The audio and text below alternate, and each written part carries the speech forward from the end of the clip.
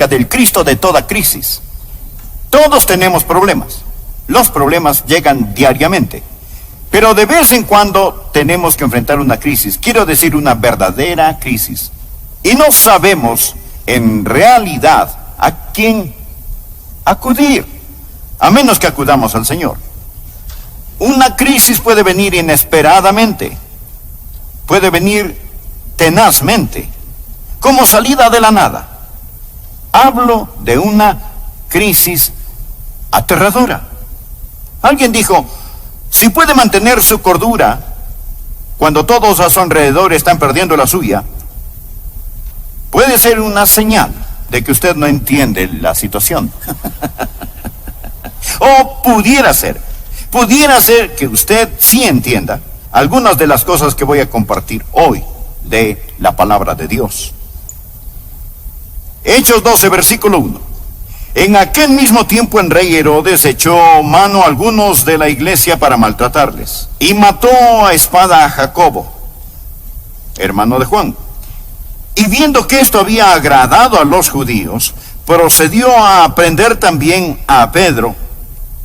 Eran entonces los días de los panes sin levadura, y habiéndole tomado preso, esto es, a Pedro, le puso en la cárcel, entregándole a 4 grupos de 4 soldados cada uno, para que le custodiasen, y se proponía sacarle al pueblo después de la Pascua. Así que Pedro estaba custodiado en la cárcel, pero la iglesia hacía sin cesar oración a Dios por él. Y cuando Herodes le iba a sacar, aquella misma noche estaba Pedro durmiendo entre 2 soldados, sujeto con 2 cadenas, y los guardas delante de la puerta custodiaban la cárcel. Y he aquí que se presentó un ángel del Señor, y una luz resplandeció en la cárcel, y tocando a Pedro en el costado, le despertó diciendo, levántate pronto. Y las cadenas se le cayeron de las manos. Le dijo el ángel, cíñete y átate las sandalias. Y lo hizo así. Y le dijo, envuélvete en tu manto y sígueme. Y saliendo le seguía, pero no sabía que era verdad lo que hacía el ángel, sino que pensaba que veía una visión. Habiendo pasado la primera y la segunda guardia, llegaron a la puerta de hierro que daba a la ciudad, la cual se les abrió por sí misma, y salidos pasaron una calle, y luego el ángel se apartó de él. Ahora, hasta aquí la lectura, continuaremos leyendo más tarde, pero déjeme mencionar el trasfondo, reiterar lo que había sucedido. Herodes fue un hombre salvaje, cruel, impío y vil. Quería torturar, hostigar, perturbar la iglesia. Ya había apresado a Santiago, el hermano de Juan, y lo había condenado a muerte. Y vio que eso complació a la multitud y se dijo, bien, apresaré a Pedro. Y puso a Pedro en prisión. Y dijo, después de la Pascua, lo sacaré y lo haré más corto de estatura, le cortaré la cabeza. Herodes era un hombre absolutamente feroz, vil, diabólico y cruel. Esa era la situación. Y verdaderamente era una gran crisis. ¿Cómo enfrenta usted una crisis? ¿Qué hace en tiempos de crisis? Bien, quiero compartir con usted hoy 4 pensamientos. Por favor, anótelos. Los necesitará. Pueden necesitarlos ahora mismo. Algunos de los que me escuchan están en medio de una crisis genuina, pero si no, los llegará a estar. Primero, debemos respetar el misterio de la providencia de Dios. De la providencia de Dios. Al mirar este capítulo, hay una palabra que sobresale: providencia. Es decir, usted va a ver la escondida mano de Dios. Dios está trabajando, pero usted no puede ver a Dios trabajando. Usted puede estar en medio del caos ahora mismo. Parece que nada tiene sentido. Todo lo que pensó que estaba seguro, bien clavado, se desarma. Y el diablo está sacando los clavos. Escúcheme. Solo porque no tiene ningún sentido para usted, no significa que no tenga sentido. Muchos tenemos preguntas. Al mirar este capítulo podríamos decir, ¿por qué? ¿Por qué dejó Dios que Herodes fuera rey? ¿No es Dios Dios? ¿Cómo pudo Dios dejar que un tipo como Herodes fuera rey? Si yo fuera Dios, lo convertiría en un sapo. ¿Y por qué? ¿Por qué Santiago debió morir y Pedro ser liberado? ¿Por qué? ¿Es que Dios tiene favoritos? ¿Es Dios caprichoso? ¿O ha perdido el control? ¿Por qué suceden todas estas cosas? Amigo, quiero decirle algo. No vivimos de explicaciones. La vida no es un problema que debe ser resuelto, es un misterio que debe ser vivido. Y a veces usted tiene que retroceder y simplemente mirar lo que voy a llamar la escondida mano de Dios. Y usted necesita respetar eso. Algunas veces miramos lo que Dios hace y cómo pone sus colores en el cielo y decimos, Señor, lo estás haciendo bien. Y de pronto Dios lo embarra todo. Y decimos, Señor, lo arruinaste. ¿Se ha sentido así alguna vez? Señor, ¿por qué permitiste que esto suceda? Solo porque las cosas no tienen sentido para usted. No piense que no tienen sentido. Y solo porque no puede ver a Dios trabajando, eso no significa que Dios no esté trabajando. Aquí está Herodes con su poder diabólico, Santiago asesinado y Pedro liberado. Tenemos todas estas cosas trabajando juntas. La llamamos la soberanía de Dios, la llamamos la providencia de Dios. Anote al margen Romanos 8:28. Y sabemos que a los que aman a Dios, todas las cosas les ayudan a bien. Esto es, a los que conforme a su propósito son llamados. Ahora, la mayoría tenemos la idea de que vamos por la vida y la vida es buena, luego se pone mala y después se pone buena otra vez. Por lo general no es así. La vida no es 50 kilómetros de camino bueno, luego 10 kilómetros de camino malo, después otros 50 de camino bueno. No, por lo general la vida es como los rieles del tren. Un riel bueno y un riel malo. Y los dos rieles corren paralelamente. ¿Lo han notado eso? Cosas maravillosas están pasando y bendiciones, pero al mismo tiempo parece que hay ciertos problemas en la vida. No siempre podemos hacer que se solucionen. Ahora, bien, lo bueno y lo malo parecen correr en rieles paralelas. Ahora, muchos de nosotros no entendemos eso. Por ello deseamos llegar a los tiempos de vida donde nada malo acontece. Y decimos, me alegraré cuando los problemas terminen para hacer lo que deseo hacer. Si estudia, me alegraré cuando las clases terminen para empezar a hacer lo que quiero hacer. Si los hijos están pequeños, me alegraré cuando crezcan, así podré hacer lo que quiero hacer. Y si está enfermo, me alegraré cuando esté sano, así podré servir a Dios. No es la vida misteriosa. No es misteriosa. Existen las cosas malas y las cosas buenas. Dios, en el crisol de su sabiduría, mezcla estas cosas para su gloria. Y nosotros sabemos que todas las cosas ayudan a bien. Amigo, usted no vive por explicaciones. Usted nunca puede explicar a Dios. Usted vive por promesas que a lo mejor nunca puede explicarlas. ¿Sabe? Si fuera un niño se preguntaría, ¿por qué Dios pone vitaminas en las espinacas y no en los helados? Deje que Dios sea Dios. Usted debe respetar, escúcheme, el misterio de la providencia de Dios. Permítale a Dios ser Dios, y solo porque para usted no tiene sentido no significa que no tenga sentido. Y si se encuentra en una crisis, no demande entenderla. ¿Entendió?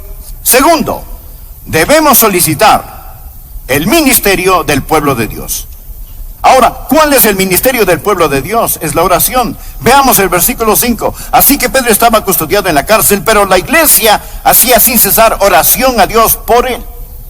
Este es un gran versículo en oración. Parecía que no había esperanza para Pedro.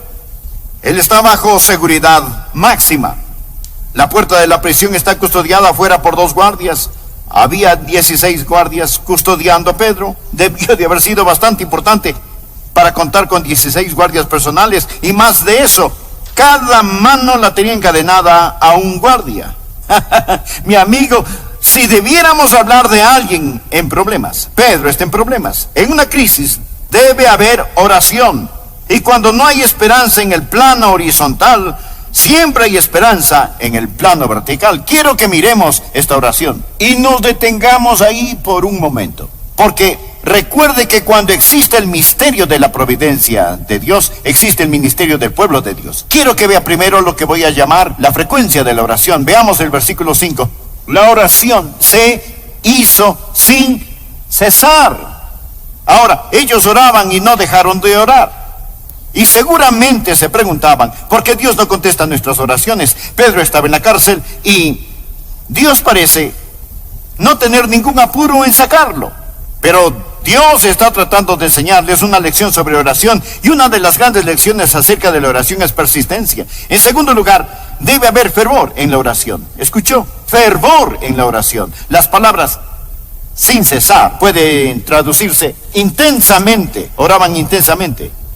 Me pregunto, ¿qué sabemos acerca de orar intensamente? Pero le diré una cosa. Cuando usted está en una crisis, aprende a orar intensamente. Muchos oramos esta mañana, pero me atrevo a decir que entre quienes me escuchan, si yo les preguntara a muchos, no podrían decirme específicamente por qué oraron esta mañana. Solo fue una oración general, sin ninguna intensidad. Me gusta Jeremías 29:13, donde Dios dice, y me buscaréis, y me hallaréis, porque me buscaréis de todo vuestro corazón. Una de las cosas de las cuales estoy tratando de curarme es la de la oración casual, de la oración sin intensidad, oración que cuesta poco. ¿Sabe que la Biblia llama a la oración una lucha?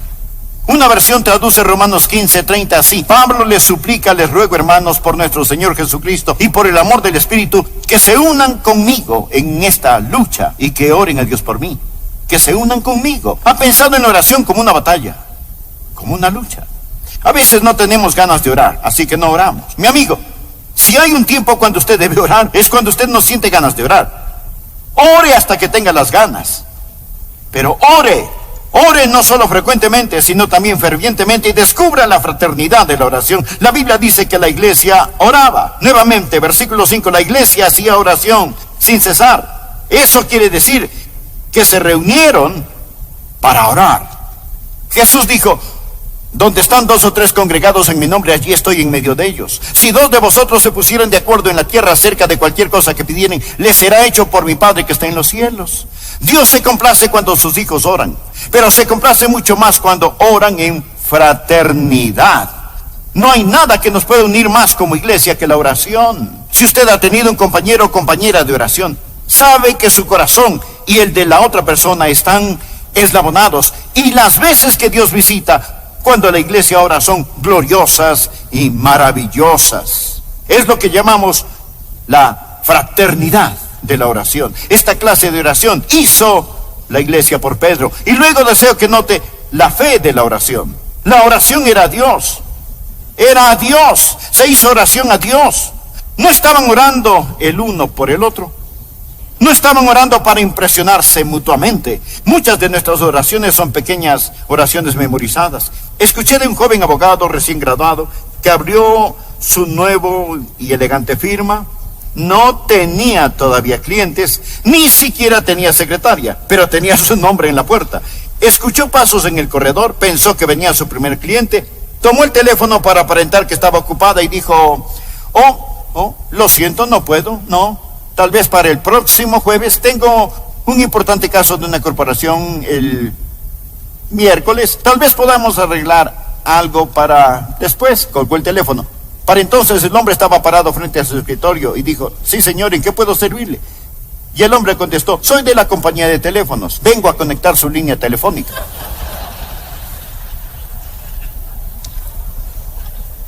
En ocasiones nuestras oraciones son así, tratamos de impresionar a otros, pero no hay nadie en la línea. Esta gente no estaba tratando de impresionar a nadie, estaban desesperados. Sus oraciones eran a Dios. Creo que la razón por la que no oramos con frecuencia y fervientemente es porque pensamos que podemos prescindir de la oración. Tal vez la peor cosa acerca de nosotros no es la falta de oración, sino el orgullo. Quiero decir, tenemos nuestras máquinas, nuestros planes, nuestros métodos, nuestros pastores, nuestros coros, nuestras escuelas dominicales, nuestros edificios. Tenemos todo esto y aquello y vamos a la iglesia y pensamos, bien, lo haremos, sabemos cómo hacerlo. ¿Y sabe usted lo que el diablo hace? Está parado en una esquina sonriente y dice, pueden tener sus edificios, sus coros, pueden tener sus reuniones, sus predicadores, pueden tener todo lo que quieran, incluso sus estudios bíblicos, siempre y cuando dejen de lado el poder de Dios que viene con la oración ferviente y que no acepta un no por respuesta. El diablo se burla de nuestros proyectos, se ríe de nuestras organizaciones, ridiculiza nuestros talentos, pero teme nuestras oraciones. A su vez existe el enfoque de la oración. Por favor, el versículo 5, la Biblia dice, la iglesia hacía sin cesar oración a Dios. ¿Por quién? Escuche, por Él. Ellos estaban orando por Pedro. No solo fue una oración intensa, sino también específica. ¿Qué oró usted esta mañana? ¿Sabe que muchas de nuestras oraciones son tan indefinidas que si Dios las contestara no lo sabríamos y si no, no tendríamos que admitirlo? Señor, salva a los perdidos. Bueno, si alguien se salva, usted puede decir, bueno, yo oré para que se salvara y se salvó. ¿Cómo sabe que fue su oración? ¿Cómo sabe que no fue mi oración o la de otra persona? ¿Sabe? Tenemos estas oraciones indefinidas. Pero cuando ellos oraron por Pedro y recibieron respuesta, sabían que fue una respuesta a sus oraciones. Oraron por él. Veamos el tercer punto. Cuando enfrentamos una crisis, debemos, tercero, descansar en la maestría de la paz de Dios. Tenemos el misterio de su providencia, el ministerio de su pueblo y ahora la maestría de su paz en medio de la tormenta. Leamos el versículo 6. Y cuando Herodes le iba a sacar, aquella misma noche, Pedro estaba durmiendo. ¿Qué le parece? Pedro durmiendo entre dos soldados, atado con dos cadenas. Yo no sé si los soldados estaban durmiendo, pero Pedro sí. Y los guardias delante de la puerta custodiaban la cárcel. Aquí estaba. A la mañana siguiente lo ejecutarían, pero él estaba durmiendo. Él dormía tan sabrosamente que el ángel tuvo que tocarle el costado para que se despertara. Esto es paz. Paz en medio del...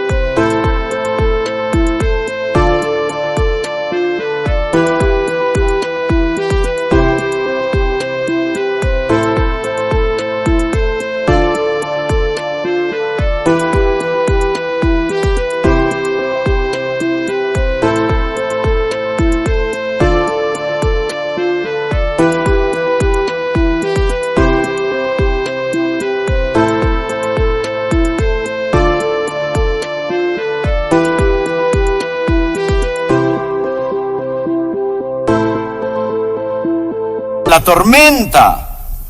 Mientras leía esto pensé, ¿cómo Pedro pudo dormir estando en una crisis como esa?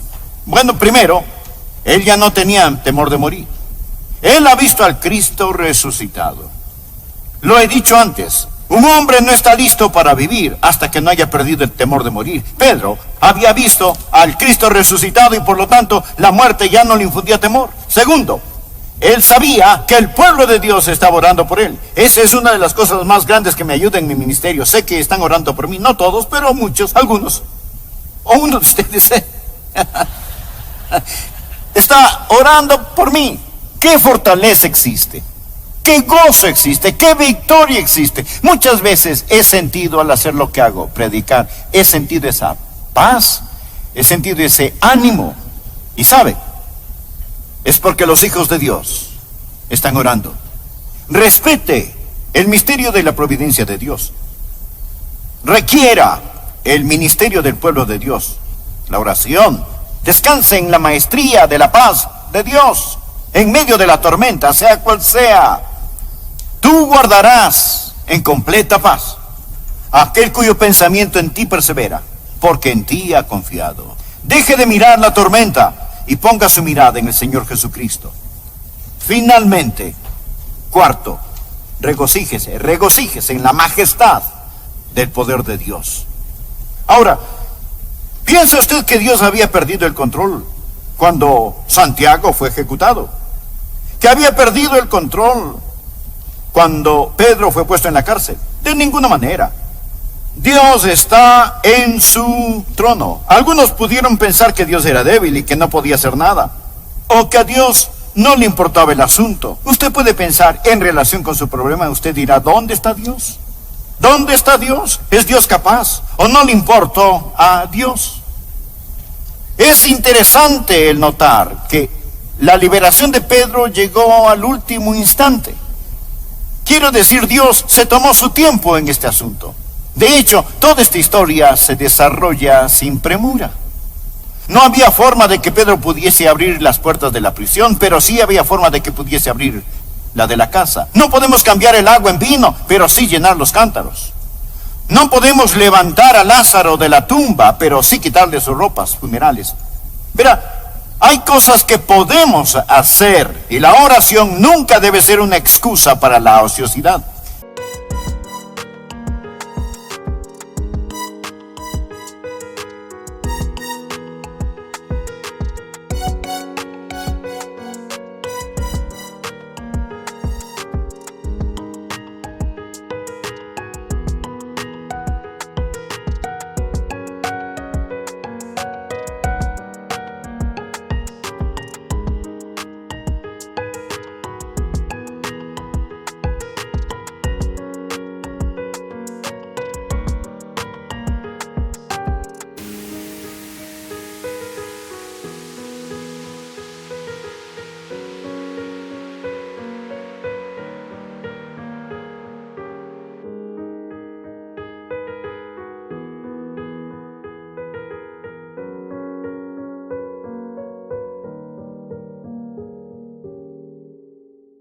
Necesitamos entender que debemos orar a Dios por nuestro pan cotidiano, pero la Biblia también dice, si alguno no quiere trabajar, tampoco coma. ¿No ama usted el balance de la palabra de Dios? Aquí Dios se mueve en poderosa majestad. Dios aún está en su trono. Bueno, se nos agota el tiempo. Mas el rey Herodes fue herido de muerte debido a su arrogancia y su orgullo, y fue comido por los gusanos, algo verdaderamente repugnante. Con todo, usted puede ver la escondida mano de Dios en todo esto. Bien, escúcheme. Si está en una crisis y Dios no lo libera, recuerde que Él no liberó a Santiago. Y no es porque Dios no pueda hacerlo. Y si Dios no está trabajando de acuerdo a lo que usted pueda ver, eso no significa que Dios no esté trabajando. Y si lo malo parece tener éxito, recuerde que el éxito de lo malo